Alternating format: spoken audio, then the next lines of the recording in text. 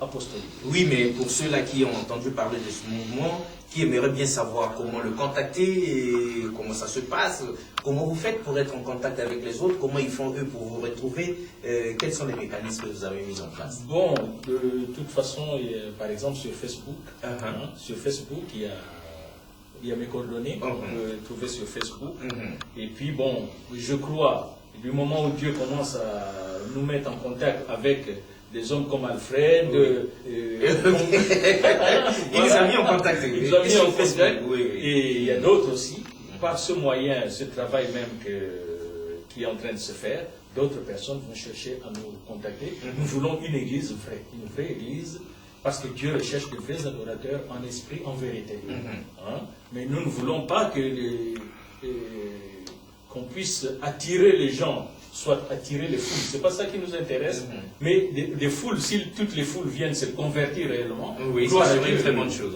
Mais si il faut attirer les gens pour découvrir que dedans on en fait des pions comme ça, des gens qui ne pensent à rien d'autre, qui crient des bénédictions. D'ailleurs, j'avais interdit dans les églises qui sont déjà dans le mouvement, ces prières-là, des bénédictions, Seigneur, bénis-moi, bénis-moi, bénis-moi. Non.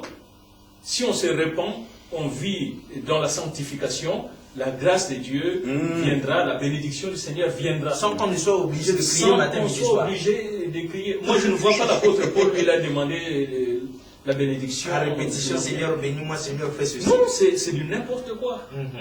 Dieu est celui qui connaît les cœurs. Alors, si on se répand sincèrement et on vit vraiment dans la sanctification, Dieu connaît nos besoins, il est le Dieu souverain, il connaît nos besoins, il pourvoira pour nous. Ok, la spiritualité des profondeurs, mesdames et messieurs, ne connaît pas trop bien la Bible, mais il entend les hommes de Dieu parler, il sait que quelque part c'est écrit dans votre Bible, dans la Bible qui est ici, voici les miracles qui accompagneront ceux qui auront cru. Donc vous n'avez plus besoin de prier matin, midi, soir. En tout cas, si vous avez sincèrement cru et si vous vous êtes converti réellement, en tout cas, ces grâces vous accompagneront, l'homme de Dieu. Mais on a l'impression que papa a peut-être trop violent par rapport à nous. On dirait bien que toutes nos croyances, il les balaie, les bases de nos convictions, il les met de côté. Est-ce que vous ne pouvez pas nous accorder au moins de prier intensément, de crier longtemps pour avoir le visa pour le voyage? C'est très important. Prier intensément pour avoir le mari qu'il faut, justement. Jeûner et prier pour se marier, jeûner et prier pour voyager, c'est de bonnes choses. Mais si vous voulez vraiment qu'on mette de côté tout ça, qu'est-ce qui va nous rester là? Merci, papa, pour l'intervention, la question. J'aimerais dire une chose. L'apôtre Jean-Marie n'est pas en train de balayer les choses. Il a bien dit, dans la deuxième réforme, on n'est pas en train de refuser. Mais le Dieu que nous prions, c'est un Dieu de précision et d'exactitude. Donc cela veut dire, je redonne encore l'exemple. Pour Dieu, ce n'est pas les résultats qui comptent, mais c'est le processus qui amène au résultat qui est important. Regarde Matthieu 7, 21. Il dit, en ces jours-là, beaucoup viendront. Mais maintenant, ces gens-là qui viendront, ce seraient des vrais moins intelligents.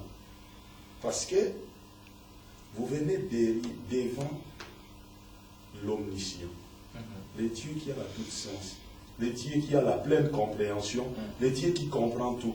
Tu viens contester son évaluation.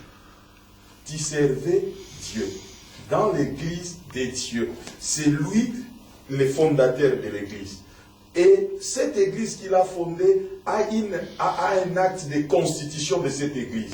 Et cette église-là a une vision et les gens qui devaient y travailler ont un mandat reçu du Seigneur.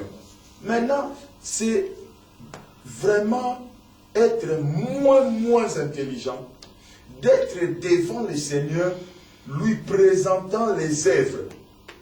Ça, c'est le problème de l'église aujourd'hui. Vous demandez à beaucoup des hommes de Dieu quelle est la vision de ce que tu es en train de faire? Il te commence à parler des œuvres. Bâtir une grande église, avoir des milliers de personnes, avoir une chaîne de télé, faire ceci, faire cela. Mais qu'est-ce que Christ veut laisser comme héritage à leurs enfants? Oui. Ah oui. Et ils appellent ça la bénédiction de Dieu. Qu'est-ce que Christ veut devenir au fait dans la vie de ces gens-là? Le problème, ce n'est pas balayer, mais le problème, c'est la technologie mise en place par les hommes pour manipuler les autres. Le danger, c'est quoi? Mieux faut dire à quelqu'un la vérité. Même si ça lui prendra 10 ans à comprendre, mais quand il comprendra, il va décoller. Que passer des années à lui dire des mensonges qui vont le détruire. Regardons le principe de la prière. Christ dit, lorsque vous priez, dites, notre Père qui es aux cieux, que ton règne vienne. Que ta volonté soit faite sur la terre comme elle est faite au ciel. Du coup, la volonté de Dieu devient la plateforme sur laquelle nous positionnons tous nos prières. Regardez, Dieu, la seule chose auquel Dieu est esclave, Dieu est esclave de sa propre volonté. Donc Dieu ne fait que sa volonté. C'est comme si vous allez chez McDonald's. Vous entrez chez McDonald's ou chez KFC, vous demandez qu'on vous donne de la semoule avec des haricots ou des pondos. Priez comme vous voulez, gênez comme vous voulez, mutilez-vous, coupez-vous la jambe, la tête, tout. Chez McDonald's, on ne sortira pas la semoule, l'haricot, le poisson de mer. Chez McDonald's, il y a un menu. Alors, je vais essayer de donner un texte qui va nous enseigner, qui va nous éclairer par rapport à la prière. Voyons Zacharie. Zacharie chapitre 10. J'aimerais bien lire sur l'ordinateur pour lire les textes sur la Bible online pour lire la tradition la plus proche de nous. C'est la tradition parole de vie. Je vais lire par la tradition parole de vie dans Zacharie chapitre 10. Vous allez voir une réalité sur la prière, une réalité très très importante et compréhensible. Zacharie dit, demandez à l'Éternel, non ça c'est, je suis en train de lire la semaine, je vais lire parole de vie. Dans Zacharie, parole de vie dit ceci, il dit, demandez la pluie au Seigneur quand les champs ont besoin d'eau. C'est lui qui produit les orages. Il fera tomber beaucoup d'eau et il donnera à chacun de l'herbe dans son champ. Demandez à l'Éternel la pluie quand les champs ont besoin d'eau. Du coup, la notion de la saison et de la volonté de Dieu quand on prie devient très important. On doit demander à Dieu quand il a, dans d'autres versions, on dit demander à l'Éternel la pluie du printemps. Pourquoi? Parce qu'on sait que c'est la pluie du printemps qui produit. C'est lorsqu'il plaît normalement au printemps qu'on a une bonne récolte.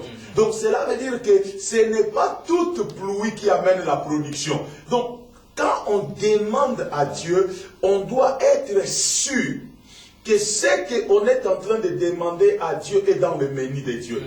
Dieu est souverain. Donc même si tu pries pendant 10 ans, ce n'est pas le fait de prier pendant 10 ans qui te donne la chose que tu as, mais c'est le fait que la chose que tu as demandé a rencontré la volonté de Dieu. Je termine par dire l'exemple de Anne. Il y a une femme qu'on appelle Anne dans la Bible qui est en train de prier des années pour recevoir un enfant. Mais avant ça, je cite Jacques qui dit, vous demandez et vous ne recevez pas parce que vous demandez mal. Vous demandez mal, ce n'est pas que vous formulez très mal vos paroles lorsque vous priez, mais vous demandez mal parce que vous demandez dans le but de satisfaire vos propres passions. Anne maintenant est en train de prier la même chose, dans le but de satisfaire, d'enlever son opprobre. il est en train de pleurer à Dieu parce que Pénina et ses enfants étaient en train de se moquer d'elle. Elle est en